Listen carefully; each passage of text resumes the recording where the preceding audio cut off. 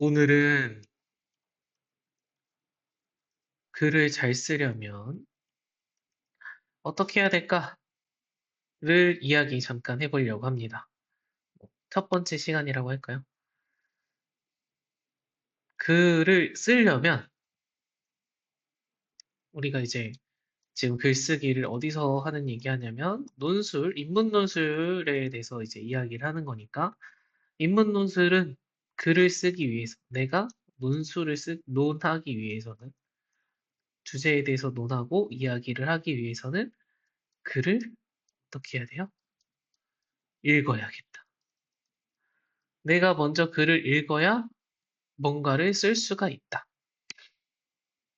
그런데 대부분의 학생들은 수학 모의고사에서 나오는 우리 뭐 4점짜리 문제 같은 거, 경우의 수 그런 문제 아니면 지수함수, 로그함수에서 실생활 관련된 문제에서 지문이 엄청 길게 나온다. 요즘 환경오염이 어떻고 해서 오염 정도로 확인하려면 로그 공식이 어떻게 되더라. 수식 연산이 딱 나온다. 그러면 거기에 지금 몇 년도가 언제 얼마가 되는가 하는 건 공식에다가 숫자를 그냥 뿅 넣으면 답이 나오는 건데 무슨 말 하는 거야? 하고서 못 푸는 경우가 많다.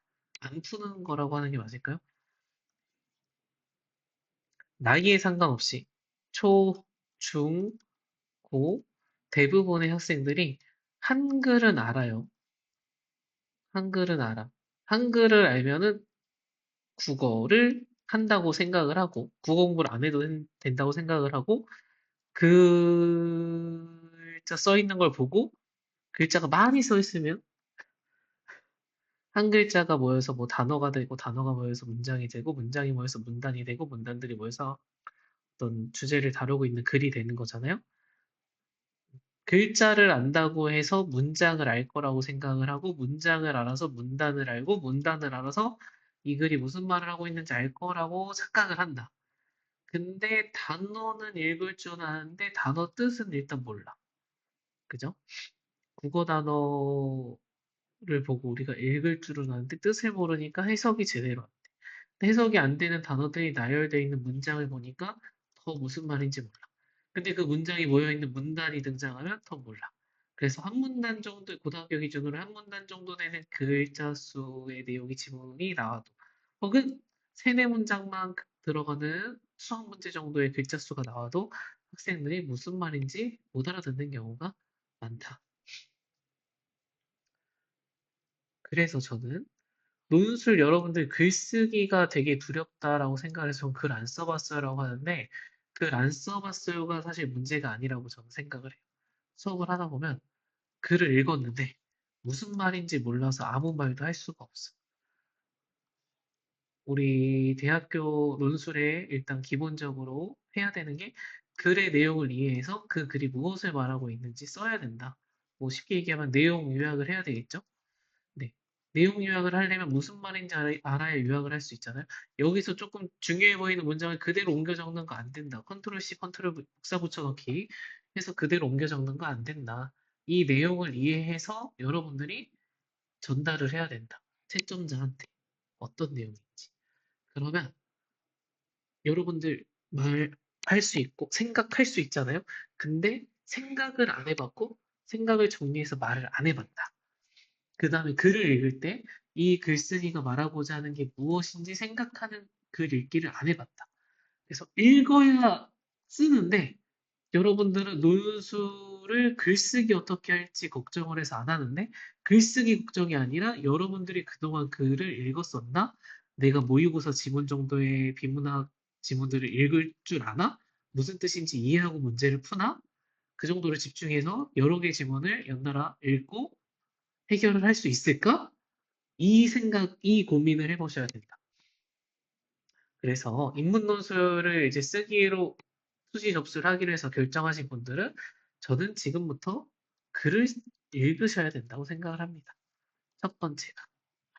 읽어야 될 글들은 사실 되게 분야가 다양하게 있는데 우리가 뭐 윤리와 사상이나 사회문화 관련된 교과서 지문들이 많이 나오고 하니까 비문학에서도 인문계열 지문들을 읽어보시면 좋긴 하겠죠. 파트가 아니면 이렇게 그 학교 교과서에 맞춰서 나눠져 있는 것도 있고 하니까.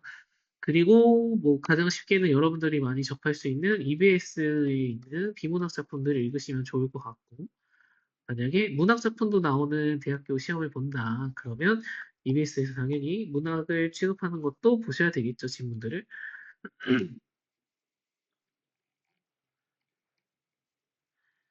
그래서 이거 플러스 사실 책을 읽으면 더 좋다고 생각을 들고요. 네. 그래서 글 읽기가 돼야 글을 읽고 무슨 말인지 이해할 수 있어요. 이해가 돼야 말하고 쓰고 할 수 있지 않을까요? 그죠? 네. 무슨 말인지 모르면 아무것도 쓸 수가 없다. 무슨 말인지 알아야 뭐라도 쓸 수 있다. 그래서 뭐라도 쓰는 논술을 할 수 있으려면은 무슨 말인지 알 수 있는 글을 읽어야 된다. 그래서 글 읽기가 가장 저는 논술 글쓰기 시작이라고 생각을 하고, 다양한 글을 읽고 모르는 단어는 찾아보셔야 돼요. 그리고 뭐 당연히 한자어들도 많이 있으니까 한자어의 의미라든지 이런 걸 더 깊이 있게 이해하면 더 좋고, 그 다음에 우리는 단어가 같은 뜻인 단어들, 다른 표현들이 있잖아요. 같은 의미의 단어. 그래서 어떤 문장의 표현이 있으면 거기서 이거랑 같은 뜻으로 다른 말로 어떻게 대처할 수 있을까? 그런 단어들을 찾아서 단어들, 어휘를 풍부하게 해놔야 여러분들이 나중에 글을 쓸 때 그게 반영이 될 수 있지 않을까라고 생각을 합니다. 그래서 인문 논술, 글쓰기 논술로 이제 대학에 가고자 고민하시는 분들께서는 학원도 당연히 알아보셔야 되고, 글쓰기 연습도 해보셔야 되고, 대학교 노인 논술도 풀어야 되고, 한다.